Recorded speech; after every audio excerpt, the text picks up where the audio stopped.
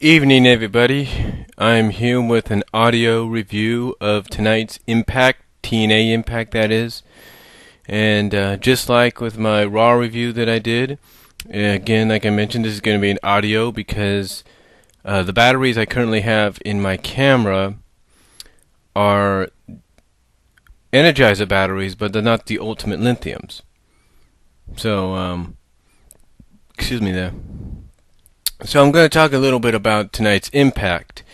Now, I know a lot of people have been questioning where TNA is going with the storylines. So I'm just going to point out some of the highlights tonight.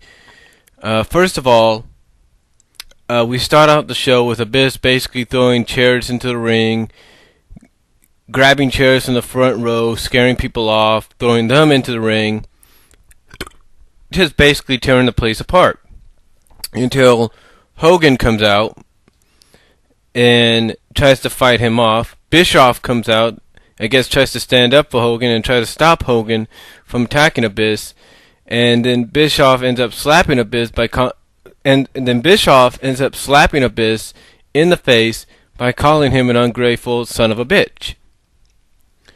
Now, Jeff Hardy does come out and clear the ring of Abyss, but that doesn't help because Abyss then goes up to the announce table and points at Taz and yells, "You." Now, what is that supposed to mean? We don't know, and then we see that during the break he's tearing up the backstage area.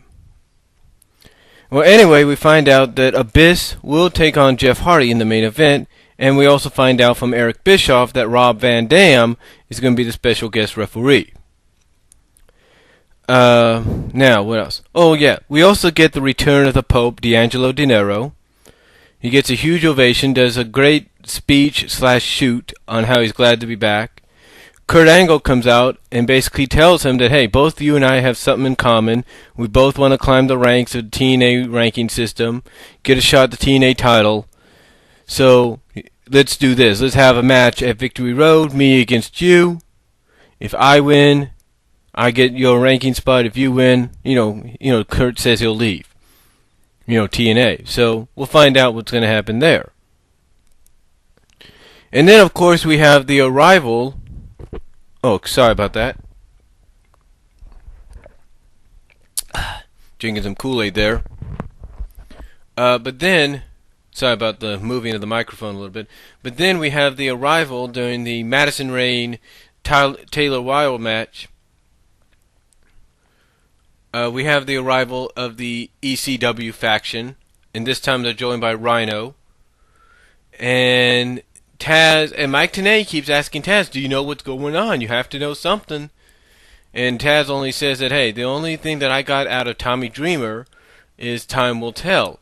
Because we also saw earlier in the night TNA trying to find them TNA camera crews trying to find out where Tommy is at and all this, what's going on. So basically they arrive on the scene, and then later on of course we have a great tag team match to officially open up Impact between the Machine Guns and Ink Inc. And and Ink Inc. does lose the match thanks to the distraction by Bubba Ray. Then, what else? We have Brian Kendrick defeat Desmond Wolfe with a submission. And again, we see problems between Desmond and Chelsea. Something tells me I don't want to get off track here, but something tells me, storyline-wise, what's going on there with Desmond and Chelsea, that's going to be resolved real soon. I think Chelsea's the kind of person that wants the spotlight to herself. I mean, she doesn't mind probably accompanying Desmond as long as the spotlight's on her. So that's just my guess. I don't know. Now, we also find out, and then also we get on main event. We get on main event, but also in between we get the backstage segments. We get a backstage segment with Sarita, apparently turned heel, attacking Taylor Wilde. I don't know what's going on there. My only guess is, according to what I heard, there's some friction between the two, and one of the things that Sarita told Taylor is, Oh, you'll miss perfect and all that. I don't know what that means or what's going on. I've got a feeling, though, it has to do something with the fact that they haven't really gotten a legitimate shot at regaining the knockout tag team titles. That's my only thought. And people want to complain about the fact that TNA is ruining the knockouts division. Well, there goes the knockouts tag team right there, out the window. Unless it's all set up to get the beautiful people off guard. I don't know. Now we go on to our main event. And Abyss, even before the main event, is hammering nails into this 2x4. And he keeps saying that by hammering each nail, the more powerful they become, and they will be taking over TNA. So he comes out, Jeff Hardy comes out, RVD is out, and we get a match between the two. And it's an alright match. You know, it's not the best Jeff Hardy Abyss match I've seen, but it's an alright match. Abyss loses the match, but then goes on the warpath and attacks Hardy, Black Hole slams RVD, and then wipes out Anderson with the shock treatment after Mr. Anderson comes down, tries to save Jeff Hardy and RVD, and ends up hitting, accidentally I guess, Jeff Hardy with the chair. And Abyss ends up standing tall at the end. And speaking of Mr. Anderson, one of the things that the Pope said during his speech is that Mr. Anderson can fool all these people, but he doesn't fool me. So basically, the Pope is saying, hey, I know you're still the same old Anderson. You're just trying to put up an act, and your true colors will be revealed. So, and also Sting gets suspended by Dixie Carter for 30 days without pay. Of course, we all know where that may lead if it stays true to the whole situation. So, but overall, Impact was okay. Was probably one of the better Impacts I've seen. I know some people might criticize it and say it wasn't the best Impact, but I have to say it was alright. And, the thing that really gets me, I know a lot of people complain about this, is they think TNA storylines aren't making any sense. They don't know what directions they're going in.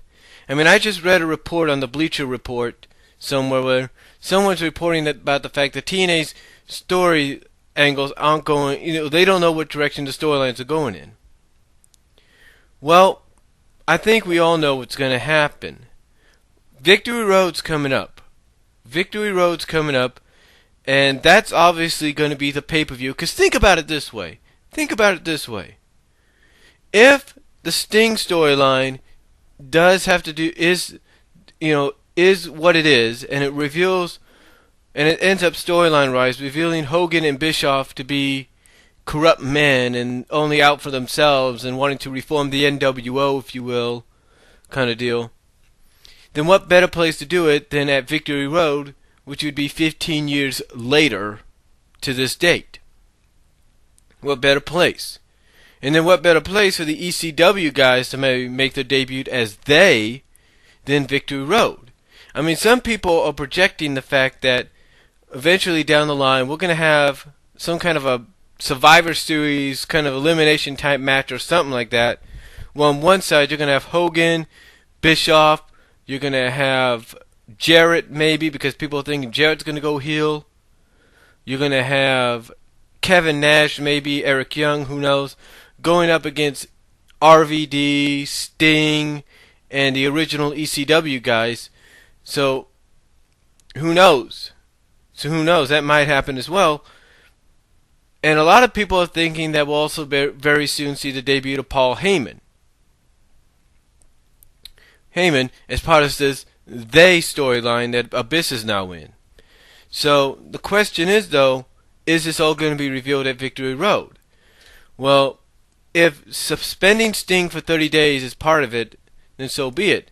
But the one thing that Bischoff told Dixie is she's going to have to get herself a bodyguard. She's going to have to do something because 30 days ain't going to stop, Sting from doing what he wants.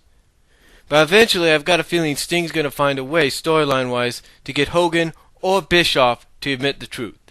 And as far as they go, I mean, if Abyss is nailing nails or hammering nails into a 2x4, if that doesn't speak of ECW, I don't know what does. And then think of it this way. Even Taz brought it up. Could they, the ECW guys, be behind this whole situation with Abyss? Could they be they? So, but besides that, overall, it was an okay Impact. Not one of the best, but it was okay. Had some good matches, and that's all I'm gonna say. And if you got a difference of opinion, let me know, and I'll talk to y'all later. God bless. Later.